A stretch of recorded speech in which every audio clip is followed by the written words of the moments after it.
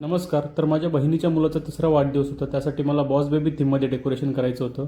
Working असल्यामुळे सकाळीच सर्व मटेरियल गाडीमध्ये लोड करून ठेवलं, कारण मला आफ्टर स्कूल डेकोरेशन करायचं होतं.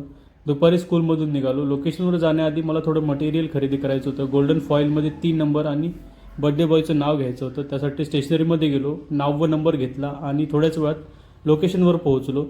आज एकटाच होतो डेकोरेशन करण्यासाठी, तर बर्थडे बॉय स्वतः आलेला हेल्प करण्यासाठी. डेकोरेशन करायचं म्हणून खूप जास्त एक्सायटेड होता. बॉस बेबी थीम डेकोरेशन मला ब्लू, ब्लॅक आणि व्हाईट कलर कॉम्बिनेशनमध्ये करायचं होतं. तर घरी पोहोचताच मी सर्वात आधी बलून्स फुगवायला सुरुवात केली.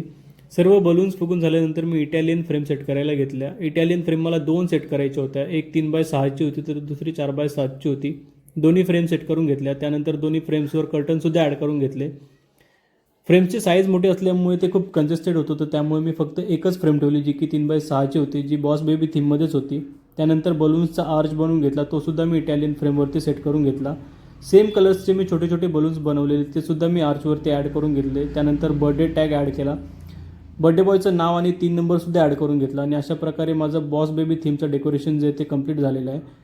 डेकोरेशनचा फायनल लुक तुम्ही व्हिडिओच्या एंडिंगमध्ये बघू शकता. आणि डेकोरेशन आवडलं असेल तर लाईक करा, आणि डेकोरेशन रिगार्डिंग जर काही रिक्वायरमेंट असेल तर स्क्रीनवर दिलेल्या कॉन्टॅक्ट नंबरवरती कॉन्टॅक्ट करा. धन्यवाद.